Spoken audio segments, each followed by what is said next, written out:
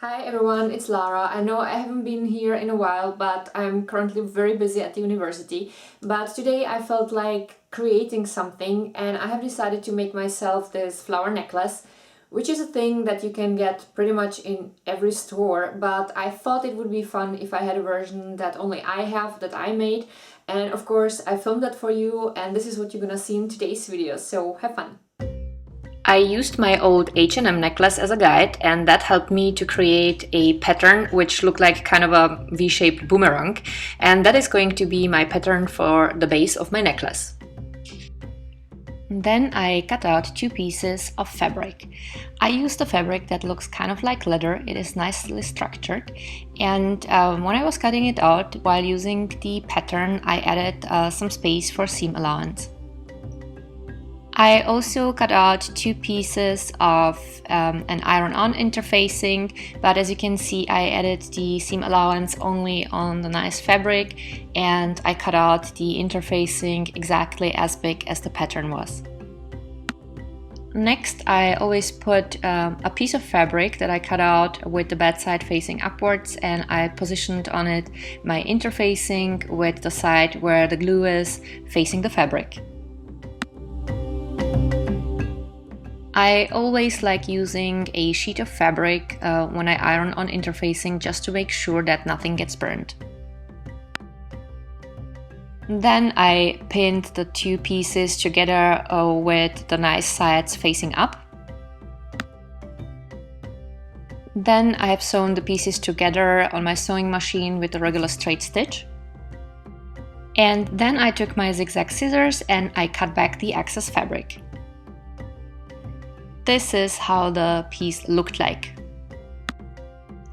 With small scissors, I cut two little holes on each side of the base. I inserted a little grommet in each hole and closed it with pliers. Then I also used flat pliers just to make sure that the grommet is closed properly, that there is no sharp edge which would scratch my neck. I used two pieces of a chain with a snap hook, and I connected them with small metal rings to each of the grommets. And with that, the first step was done. I had my base and all I needed were flowers and buttons. I wanted to have my flowers in different sizes, and I made them of modeling clay. I used the modeling clay of the brand Fimo, but you can use any modeling clay that hardens in the oven. Since it is going to be a necklace for spring and summer, I wanted multiple colors. I also used a glass roll for rolling out the modeling clay and a few cutters. I guess that the procedure of using a modeling clay doesn't really need an introduction, so I'm gonna skip that. I started with the yellow shade, I rolled it out, and then I used my little scissors for cutting out the leaves, because I found I can be more precise than with the plastic cutters. Once I had enough petals, I could form a little flower. For the big flower in the middle, I mixed white, yellow, orange and pink modeling clay and rolled it out together. Then I used one of the plastic cutters and I cut out a little bit larger leaves. I used in total 11 petals for the big flower. I pushed them all together in the middle, and at the end I tried to form the leaves a little bit more so that the flower doesn't look too flat. I also made two small green flowers, and then I added the rest of the green modeling clay to my mix. I used again my small scissors for cutting out the flower petals. Once that was done, I formed two more little flowers.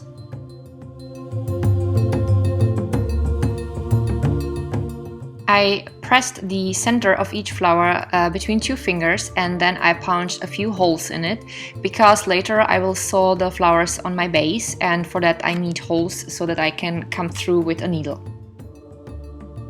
I also formed leaves of each flower, and then I baked the flowers in the oven. It was 230 degrees Fahrenheit, and I baked my flowers for 30 minutes. After my flowers cooled off, I started positioning them on the base in order to find out which layout I like best. I also added a few buttons and pearls. By the way, the modeling clay remains matte after it has been baked, so if you want your flowers to be shiny, you should definitely use any clear polish that can be used on the modeling clay you have. Once I have decided on the layout, I started sewing on the flowers, the buttons and the pearls one by one. When I was done, this is how my necklace looked like.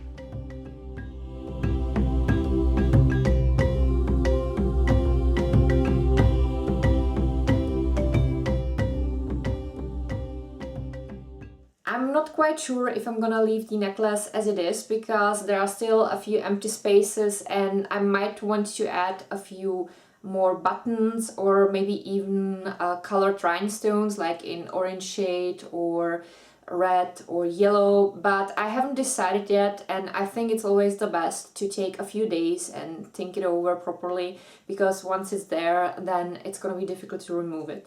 I definitely like the idea of the many colors because this is something I didn't really have. I think I have just one necklace that is very colorful and the rest of my jewelry is very simple, and also I very rarely buy clothes with patterns, so most of my clothes are just in one shade, and I think those colors are going to refresh it a little bit, especially now in spring when it's getting sunny and it's really great outside, and that's the time when I kind of feel I need a little bit more color in my life.